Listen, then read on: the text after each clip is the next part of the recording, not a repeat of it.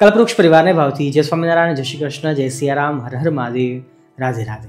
આજે આપણે બનાવવાના છીએ એક એવી વાનગી જે માત્ર શાક નથી, પણ આ છે પરંપરા, સ્વામિનારાયણ સંપ્રદાયની ધરોહર, કે જે ભગવાન સ્વામિનારાયણે 250 વર્ષ પહેલા આપેલું એક પવિત્ર પ્રસાદ, શાકોત્સવનું રીંગણાનું શાક, જે આજે પણ દરેક હરિભક્તના ઘરમાં ભક્તિની સુગંધ ફેલાવે છે.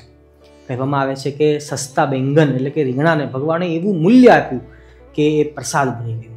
અને એ જ ભાવથી આજે પણ આપણે બનાવવાના છીએ શાકોત્સવનું સાત્વિક રીંગણાનું શાક. આ શાકની ખાસ વાત એ છે કે કાંદા લસણ વગર અને સૌમ્ય મસાલાઓ સાથે, પણ સ્વાદ એવો કે દિલને સીધા જ ભક્તિમાં જોડી દે. જ્યારે આ શાક ઘરમાં કે મંદિરમાં બનતું હોય ત્યારે એવું લાગે કે રસોડામાં ભગવાન સ્વયં જાતે જ આ શાક બનાવી રહ્યા છે. જેમ કાઠિયાવાડના લોયા નામક ગામમાં ભગવાન પોતે પોતાના હાથમાં તવેથો લઈ અને આ શાક બનાવ્યું હતું અને હજારો હરિભક્તોને પ્રભુએ રીંગણાનો પ્રસાદ જમાડ્યો હતો. બસ એ જ પ્રતીતિ દરેકને આજે પણ થાય છે. મારી વિનંતી છે કે તમે પણ ઘરે બનાવી અને ભગવાનને થાળ અવશ્ય ધરાવજો, તો એ ભક્તિ બની જશે અને રસોઈ એ પ્રસાદ બની જશે. ચાલો બનાવી લઈએ શાકોત્સવનું રીંગણાનું શાક. તમારા મનમાં પ્રશ્ન થતો હશે કે શાકોત્સવનું શાક એટલું સ્વાદિષ્ટ કેમ બને છે, રાઈટ? મસાલાનો તો કમાલ હોય છે, રીંગણાનો પણ પોતાનો સ્વાદ છે, પણ જ્યારે ભાવ વળે છે, ભક્તિ વળે છે, ત્યારે ખરેખર સ્વાદ છે એ ડિવાઇન બનતો હોય છે, દિવ્ય બનતો હોય છે. અને શાક બનાવનાર વ્યક્તિ જો ભગવાનની મૂર્તિને સંભાળે, કીર્તન ભક્તિ કરે, ભગવાનનું નામ સ્મરણ કરે, તો ખરેખર કોઈ પણ વાનગી બનતી હોય તો એ સ્વાદિષ્ટ બનતી હોય છે. તો અવશ્ય તમે પણ આ વાતનું અનુસંધાન રાખજો. રસોઈ બનાવતી વખતે ભગવાન નામ સ્મરણ અથવા કીર્તન ભક્તિ, ધૂન ઇત્યાદિ કરતા રહેજો. વળી વખાણું શાકોત્સવ લીલા કરી, કે નયણે નિરખ્યા કરતા સુંદર શાક જો, નયણે નિરખ્યા કરતા સુંદર શાક જો. સૌપ્રથમ તો નાની સાઈઝના કૂણા રવૈયા રીંગણા માર્કેટમાંથી લાવવાના છે. સાઈઝ નાની હોવી જરૂરી છે અને રવૈયા એક પ્રજાતિ છે રીંગણાની. કદાચ એ લીલા મળતા હોય છે ને આ થોડાક કાળાશ ઉપર છે, પણ નાની સાઈઝના હોય તો કોઈ પણ રીંગણા ચાલે છે. એ ઉપરાંત રીંગણાને ધોઈ કોરા કરી અડધું ડીટીયું ઉપરથી કાપવાનું, પછી હાફ ચીરો અહીંથી, ખરાબ નથી જોઈ લેવાનું, અને હાફ ચીરો એક્ઝેક્ટ ઉપરથી પ્લસ આકારે કાપા પાડવાના છે. આઈ હોપ કે તમને સમજાઈ ગયું હશે. ફટાફટ બીજું તમને હું દેખાડું છું. ડીટીયું અડધું કાપવાનું છે, હાફ છે નીચેથી ચીરો અને પ્લસ આકારમાં ઉપરથી. Let's see.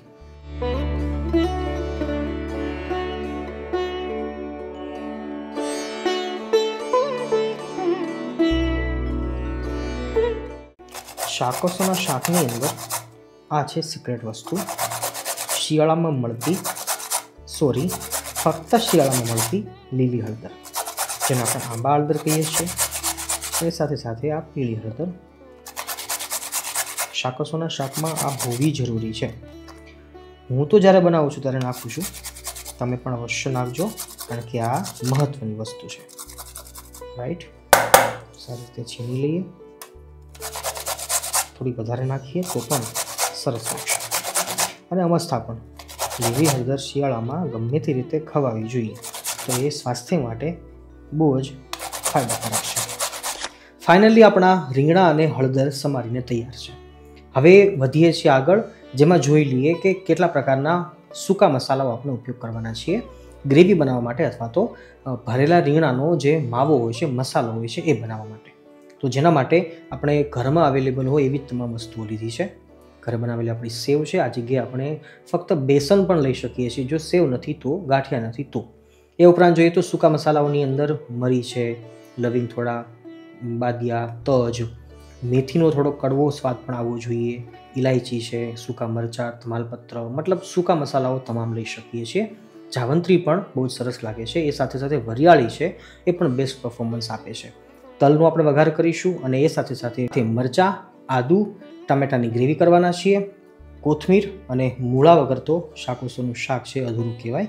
અને સુગંધ માટે મીઠા લીમડાના પાન. બસ આટલી વસ્તુઓનો ઉપયોગ કરી અને સુંદર મજાનું આપણું સ્વાદિષ્ટ ભરેલા રીંગણા એટલે કે શાકોસોનું શાક આપણે તૈયાર કરીશું.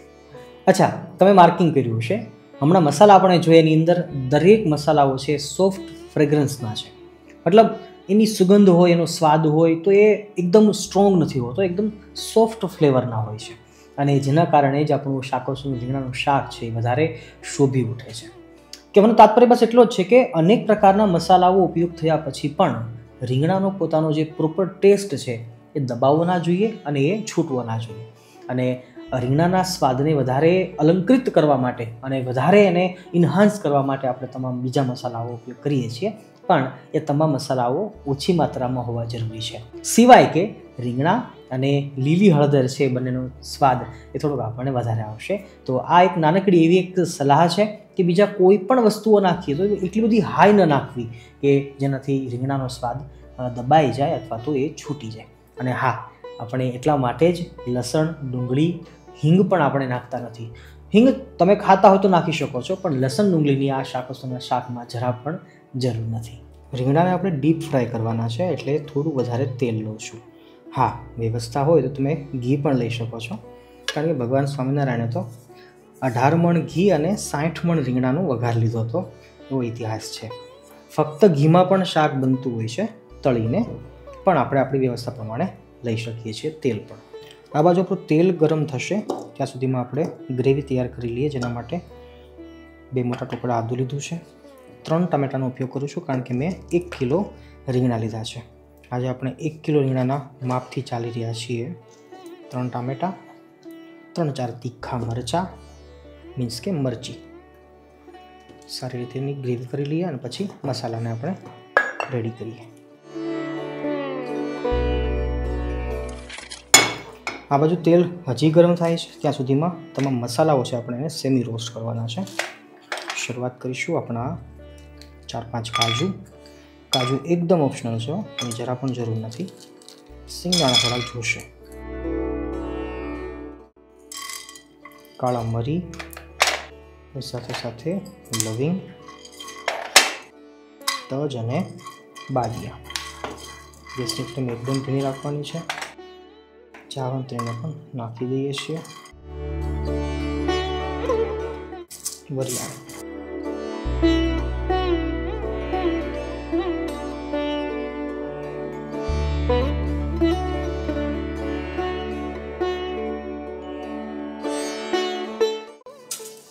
દળેલી સેવ, સૂકા મસાલાઓનો પાવડર, થોડાક નાખીશું ધનિયાનું કટિંગ, સ્વાદ અનુસાર નમક, મસાલા પૂરતું જ, અને અડધું લીંબુ. થોડું તીખું મરચું લીધું છે. હોય તો ધનિયા પાવડર, નહીંતર જરૂર નથી.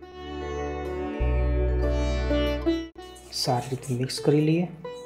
આ મસાલો છે ને એ થોડોક ખાટો હોવો જોઈએ અને થોડોક નમકીન હોવો જોઈએ. થોડુંક નમક એક્સ્ટ્રા હોય તો ચાલે, બહુ વધારે નહીં. બધું જ તૈયાર છે. બસ હવે આપણે રીંગણ ફ્રાય કરવાના છે. અને એક નવી સરસ મજાની ટેકનિક સાથે તમને હું શીખવું છું. નમક લેવાનું છે થોડુંક, મતલબ 1 ચમચી, થોડું વધારે પણ લઈ શકો છો. સારી રીતે એને ચલાવી લઈ અને પછી આને તેલમાં નાખવાનું છે રીંગણને ફ્રાય કરતાં પહેલાં. અને રીંગણ જે તૈયાર થશે ફ્રાય થયેલા, સીધા જ ખારા થોડાક થશે. બહુ વધારે ખારા ન થવા જોઈએ. આ નવી ટેકનિક છે અને કારગર છે, તો ચિંતાનો કોઈ વિષય નથી. જેમાં આપણે બટાકાની વેફર બનાવતા હોઈએ અને એ વખતે જે કરીએ છીએ એ જ પ્રોસેસ આમાં કરવાની છે.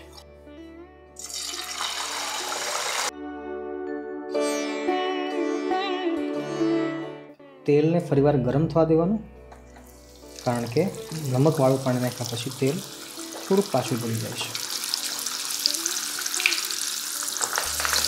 ગેસની ફ્લેમને ધીમી કરી દેવાની છે. એકદમ ડીપ ફ્રાય કરવાના છે દરેક રીંગણને.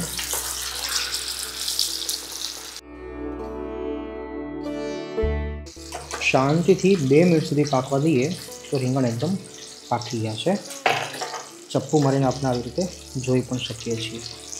ઇઝીલી ચપ્પુ અંદર જતું રહે, સમજવું કે રીંગણું પાકી ગયું છે. પણ હા, 80% પકાવવાનું છે, બહુ વધારે નહીં.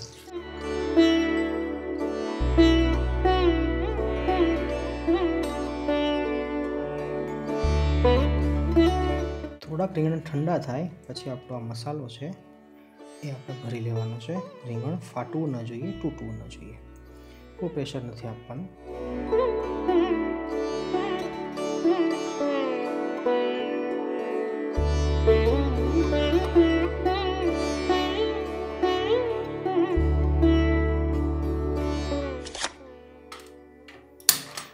છેલ્લે હવે લઈશું વઘાર. શાકોત્સવના શાકની અંદર જો વઘાર ઘીનો કરીશું તો પણ પરફેક્ટ બનશે. આપણે ફ્રાય કરવામાં તો તેલનો ઉપયોગ કર્યો હતો, રાઈટ? તો વઘાર આપણે ઘીનો કરીએ છીએ. અને આ આપણું ઘરની ગૌશાળાનું ગીર ગાયનું ઘી છે, પ્રેમામૃત ઘી. તમે ઘરે બેઠા પણ મંગાવી શકો છો. આપણે આખા ગુજરાત અને ગુજરાતની બહાર પણ હવે ફ્રી હોમ ડિલિવરી આપીએ છીએ. તમને સ્ક્રીન ઉપર નંબર દેખાતો હશે, પોસ્ટર દેખાતું હશે, અવશ્ય કોન્ટેક્ટ કરી શકો છો. ઘી ગરમ થશે એટલે થોડાક મરી આખા, ઘી ગરમ થશે એટલે થોડાક મરી અને બાદિયાના 2 ફૂલ નાના. રાઈ ફોડી લઈએ, જીરું,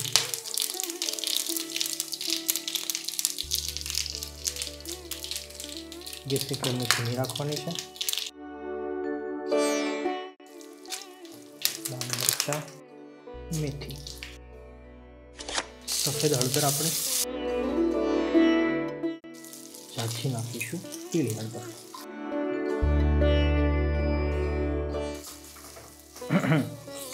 બેસન રહેવા દો, નાખો. 1 મિનિટ માટે હળદરને પકાવી દઈએ. સુગંધ બહુ જ સરસ આવે છે. અને હવે નાખીએ છીએ આપણું ટામેટા આદુ મરચાંની ગ્રેવી.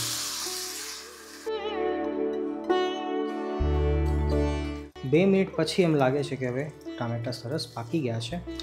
હવે આની અંદર આપણે આપણું ગ્રેવીવાળું જે પાણી હતું એ એડ કરીએ છીએ. થોડુંક વધારે આપણે પાણી જ નાખીશું કારણ કે રીંગણાને આપણે ડુબાડવાના છે, રાઈટ? અડધો ગ્લાસ પાણી. અને હવે આપણે અંદર રીંગણા આપણા સેટ કરી દઈશું અને 3 થી 4 મિનિટ એને આપી દઈશું. રીંગણાને અંદર નાખ્યા પછી ઝાઝી વાર ચલાવવાના નથી.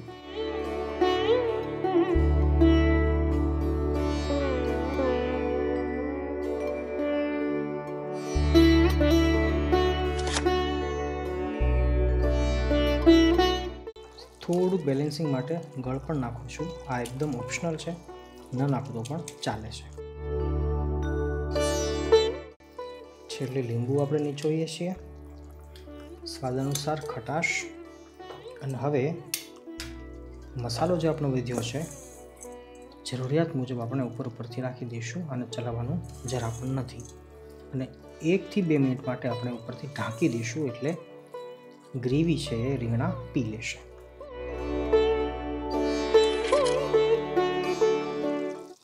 બે મિનિટ પછી ગેસ બંધ કરી દઈએ છીએ.